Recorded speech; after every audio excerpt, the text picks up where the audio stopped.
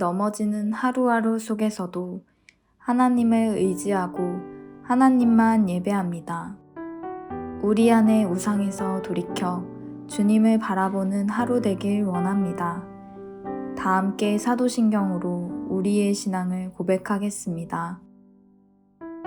전능하사 천지를 만드신 하나님 아버지를 내가 믿사오며 그 외아들 우리 주 예수 그리스도를 믿사오니 이는 성령으로 잉태하사 동정녀 마리아에게 나시고 본디오 빌라도에게 고난을 받으사 십자가에 못 박혀 죽으시고 장사한 지 사흘 만에 죽은 자 가운데서 다시 살아나시며 하늘에 오르사 전능하신 하나님 우편에 앉아 계시다가 저리로서 산자와 죽은 자를 심판하러 오시리라.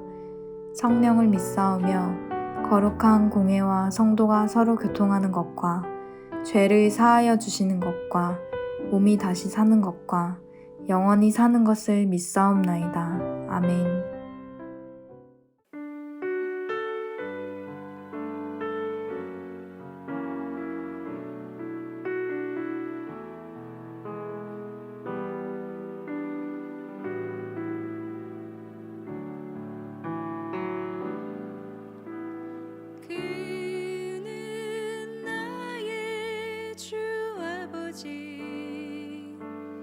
내 영혼을 불밭에 누이시고 새와 나무의 노래로 내 맘을 위로하여 주시네.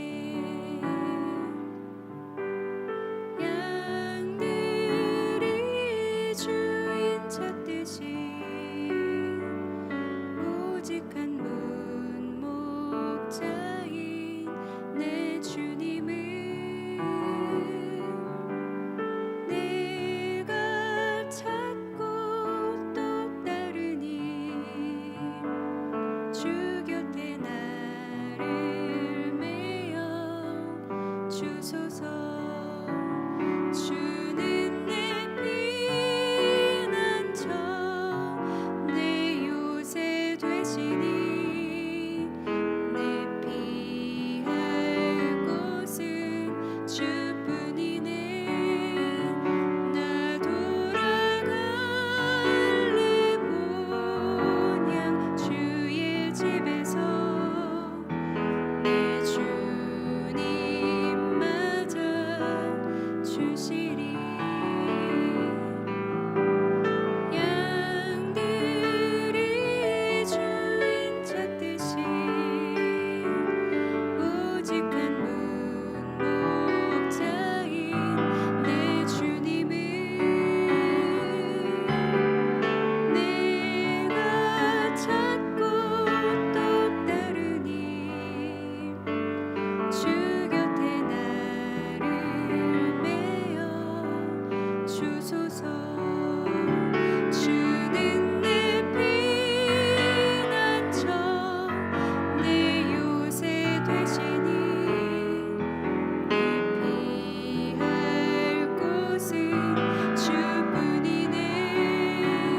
나 돌아갈래 본향 주의 집에서 내 주님 맞아 주시리.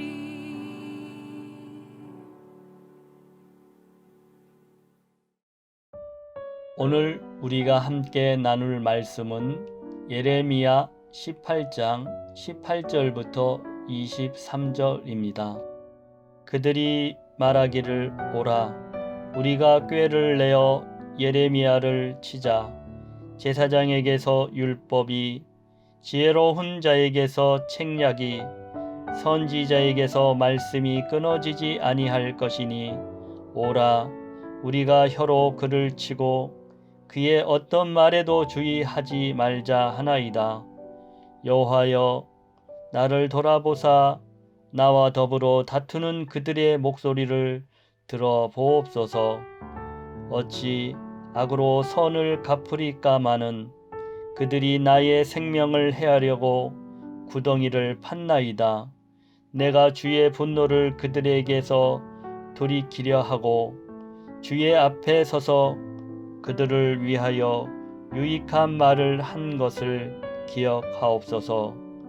그러하온즉 그들의 자녀를 기근에 내어 주시며 그들을 칼의 세력에 넘기시며 그들의 아내들은 자녀를 잃고 가부가 되며 그 장정은 죽음을 당하며 그 청년은 전장에서 칼을 맞게 하시며 주께서 군대로 갑자기 그들에게 이르게 하사 그들의 집에서 부르짖음이 들리게 하옵소서.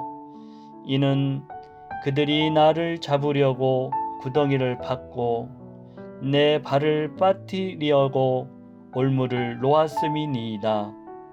여호와여, 그들이 나를 죽이려 하는 계략을 주께서 다 아시오니 그 악을 사하지 마옵시며 그들의 죄를 주의 목전에서 지우지 마시고 그들을 주 앞에 넘어지게 하시되 주께서 노하시는 때에 이같이 그들에게 행하옵소서 하니라.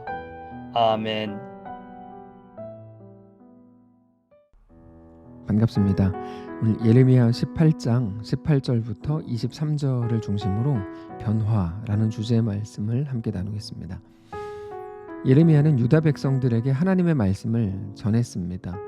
그 모든 말씀들은 하나님의 입에서부터 시작된 말씀이었고 예레미야는 그것에 대해 바꾸거나 축소하지 않고 있는 그대로 말씀을 전했습니다. 단지 하나님의 말씀을 전할 뿐 아니라 하나님께 나아가서는 백성들을 변호하고 백성들을 용서해 주십시오 이렇게 간구하기도 했습니다. 그럼에도 불구하고 백성들은 하나님의 말씀을 전하는 예레미야가 너무 꼴보기 싫었습니다. 그래서 예전에도 말씀을 드렸지만 나중에 애굽으로 예레미야를 끌고 가서 잔인한 방식으로 죽입니다. 당장 오늘 본문을 보아도 백성들이 하나님의 말씀을 전하는 예레미야를 어떻게 싫어했는지 어떻게 증오했는지가 잘 나옵니다. 지금 우리는 상상할 수 없는 말들이겠지만 백성들은 예레미야에게 대해서 아주 무섭고 잔인한 말들을 쏟아냅니다. 18절인데요. 그들이 말하기를 오라 우리가 꾀를 내어 예레미야를 치자. 제사장에게서 율법이 지혜로운 자에게서 책략이 선지자에게서 말씀이 끊어지지 아니할 것이니 오라 우리가 혀로 그를 치고 그의 어떤 말에도 주의하지 말자 하나이다.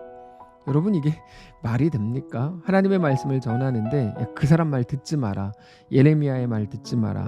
이렇게 선동하고 다니는 사람들이 있더라는 거죠. 그들이 어떤 목적을 가졌는지 알지 못하는데 아무튼 그들은 굉장히 무섭고 위험한 일들을 겁없이 행하고 있는 겁니다. 근데 몰랐어요. 장난이었어요. 얘기할지도 모르죠. 근데 그게 하나님 앞에서 결국 장난이 아닌데 그들은 그들이 어떤 일들을 행하는지도 모르고 그렇게 하는 겁니다. 그러면서 그들이 나름대로의 근거를 가지고 이렇게 말합니다. 어차피 우리가 예레미야를 죽여도 괜찮다. 왜냐하면 율법은 제사장에게 배우면 되고 책략은 지혜로운 다른 누군가에게 또 배우면 된다.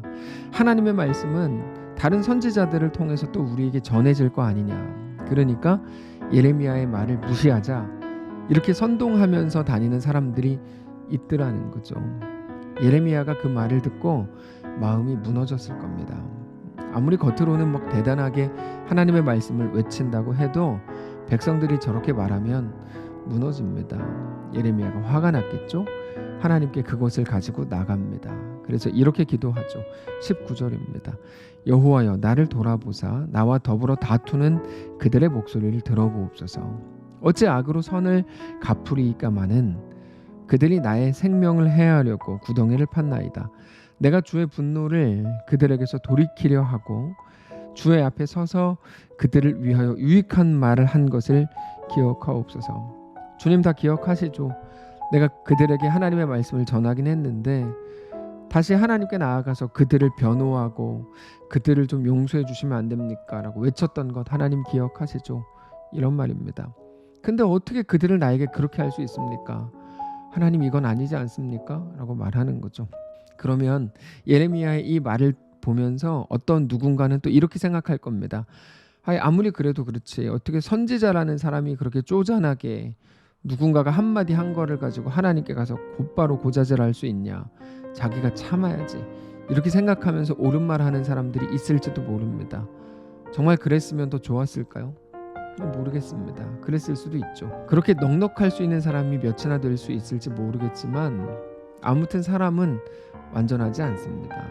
근데 더 중요한 거는 예레미야라는 한 사람이 그 인격이 얼마나 훌륭했는가, 그가 얼마나 완전한가 이런 게 아니고 그 모든 상황을 예레미야도 알았던 것처럼 하나님도 당연히 알고 계셨다는 것이 훨씬 더 중요한 겁니다.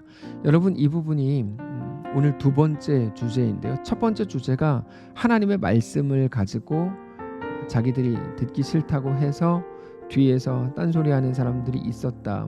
그 잘못된 거다라는 게 첫 번째 주제였다면 오늘의 두 번째 주제는 예레미야의 아픔, 가슴 아픔에 대해서 하나님이 아셨다는 거죠. 하나님이 모든 것을 보신다는 겁니다. 그래서 예레미야가 어떻게 했는지 백성들을 어떻게 하고 있었는지 하나님이 다 알고 계셨다는 거죠. 그리고 그게 예레미야에게 대한 하나님이 주시는 가장 큰 위로였다는 겁니다. 여러분 이게 중요합니다. 우리는 자주 세상이 변하는 방식으로 우리가 위로를 얻고 싶어 합니다. 세상이 변하는 방식이라는 것은 무슨 말이냐면 저 사람이 나에게 사과를 하고 그 일이 그래서 잘 해결되고 내가 염려하던 일이 잘 마무리가 되면 그게 우리가 위로를 얻는 방법일 거라고 생각을 하는 겁니다. 그래서 우리는 늘 그것을 기도하죠. 하나님 이 일이 이렇게 되게 해주시고 그 사람이 자기 잘못을 깨닫고 나에게 사과하게 도와주시고 우리 자식은 또 이런 일들을 이렇게 또 하나님이 변화시켜 주시고 이게 우리의 기도입니다. 그게 우리에게 허락된 위로라고 믿기 때문입니다. 근데 오늘 본문을 통해서 우리에게 말씀하시는 것은 조금 다릅니다. 우리 성도가 이 땅에서 얻을 수 있는 가장 큰 위로는 오직 하나님이 나를 알아주신다는 것뿐이다 라고 오늘 본문이 우리에게 말하는 것처럼 느껴지는 것이기 때문입니다. 하나님이 나를 아시는 것, 그 한 가지가 가장 큰 위로다 이거죠.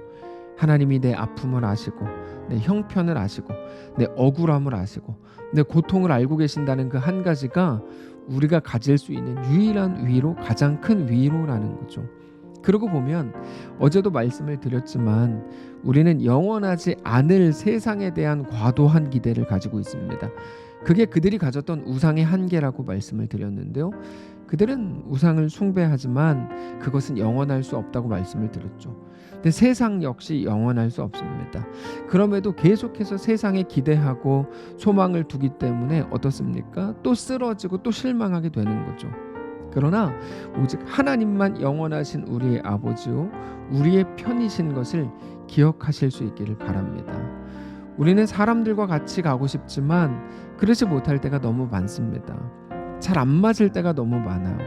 근데 하나님이 우리의 편이시고 우리를 사랑하시고 우리의 전부이신 것으로 인해 깊은 위로가 오늘 우리 모든 형편 속에 있게 되시기를 주님 이름으로 축복합니다. 예레미야는 하나님께 백성들을 고발하면서 너무 속상해서 이렇게 말합니다.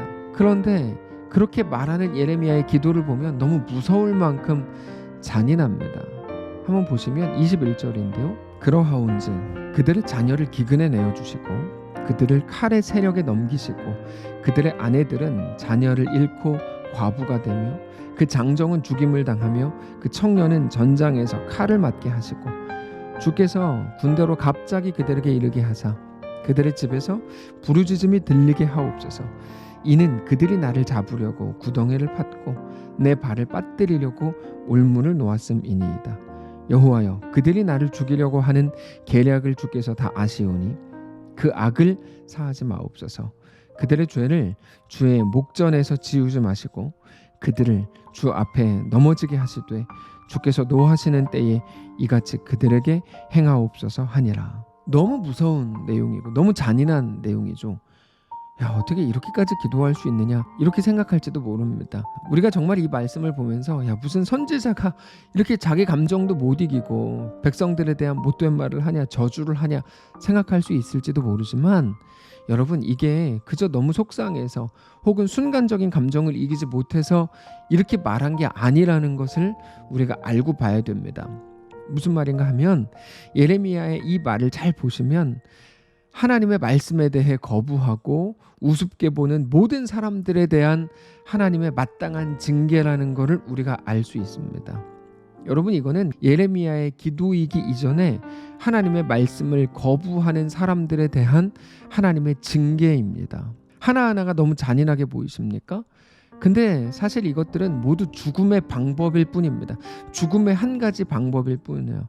근데 더 중요한 거는 잘 생각해 보시면 죽은 사람보다 죽지 않고 남은 사람들의 고통이 더 크다는 것을 우리가 알 수 있죠. 전쟁 중에 칼에 죽게 된 남편보다 그 남편을 먼저 보내고 자식들을 먼저 보낸 그 사람이 살아가야 할 이 땅에서의 고통이 훨씬 더 크죠. 예레미야 이야기로 해볼까요? 적들이 나를 잡으려고 구덩이를 파고 올무를 놓았죠. 그것을 모를 때는 뭐 어쩔 수 없겠지만 그것을 아는 사람이 갖게 되는 두려움, 예레미야의 두려움이죠. 하나님, 저들을 나를 죽이려고 혹은 나를 구덩이에 파려고 올무를 놓았습니다. 그거를 모를 때는 모르겠지만 알게 된 이상 예레미야가 갖게 될 그 두려움과 공포라는 건 말할 수 없죠. 나를 죽이려는 계략을 아는 사람의 공포가 느껴집니다. 예레미야의 기도에는 예레미야 자신이 당하고 있는 일들과 그들에게 대한 예레미야의 증오심이 합쳐져서 보이지만, 사실 그 모든 것들은 인간이 가진 한계라는 측면에서는 다 똑같은 한 가지입니다. 이 땅을 사는 사람들이 마땅히 가지는 매일의 고통입니다. 한계를 가진 인간이 느낄 수밖에 없는 아픔들이죠. 그렇게 볼 때 오늘 본문을 통과해서 한 가지가 보이죠. 하나님의 구원이 보입니다. 이 모든 것들이 인간에게 주어진 마땅한 운명인데 하나님은 그 운명을 구원이라는 것으로 바꾸시는 거죠. 하나님의 구원이 무엇입니까? 한계를 가진 인간을 도우시고 우리 운명을 바꾸신 겁니다. 전에는 무엇을 해도 죽음으로 가는 게 전부였던 사람들을 찾아오셔서 이제는 무엇을 해도 생명, 심지어 우리 잘못과 실수까지도 합력하여 선을 이루어내시겠다고 작정하시고 약속하시고 실제로 그렇게 행하시는 하나님의 이끄심이 우리에게 대한 하나님의 구원이요, 오늘 우리에게 약속된 하나님의 은혜라는 것입니다. 그래서 저는 오늘 이 말씀을 통해서 마지막 세 번째 주제를 말씀드리려고 하는데요. 이 본문을 통해서 연약한 우리, 한계를 가진 우리, 넘어지고 쓰러질 수밖에 없는 우리, 결국 무엇을 해도 고통밖에 남게 되지 않는 우리, 죽은 사람을 보면서 우리는 안 됐다, 죽었으니까. 근데 우리는 살아남았잖아요. 아까 말씀드렸죠. 죽은 자보다 살아남은 자가 더 심각한 두려움과 공포에 사로잡힐 수밖에 없는 것이 우리의 운명인데, 오늘 말씀 말미에 나오는 모든 내용들을 우리의 운명으로 갖게 된 우리 모두에게 대한 구원자 하나님의 말할 수 없는 은혜와 약속을 성도 여러분 오늘 꼭 기억하실 수 있기를 원합니다. 말씀을 거스르는 것, 하나님을 모르는 것의 끝은 너무나 잔인합니다. 그러나 하나님이 그들과 똑같은 운명을 가진 우리에게 찾아오셔서 오직 우리를 예수 안에서 자녀 삼으시고 우리에게 대한 놀라운 구원을 베푸시고 이끄신다는 사실을 믿으실 수 있기를 바랍니다. 그렇게 잔인한 세상 한가운데에서도 오직 하나님으로 인해 변화된 존재로 영원한 복과 구원을 누리는 귀한 우리의 오늘이시기를 바랍니다. 한번 기도하겠습니다. 살아계신 하나님, 오늘 이 말씀을 우리가 기억하기를 원합니다. 죽을 수밖에 없고, 아니 단지 죽는다는 게 우리 고통이 끊어지고 혹은 뭐 다 끝내버린다는 의미라기보다 더 심각한 고통, 말할 수 없는 두려움과 공포로밖에 채워질 수 없는 우리의 삶이었지만, 하나님 우리를 붙드시고 우리에게 대한 하나님의 사랑을 확증하셔서 예수 그리스도 안에서 우리를 구원하셨고 우리에게 구원의 약속을 허락하셨고 오늘 또 그 구원으로 이끄시겠다고 하는 하나님의 영원한 붙드심을 기억하며 이 땅을 살아갈 수 있도록 인도하셨으니 감사합니다. 그 구원의 은혜를 기억하며 살아가기를 원합니다.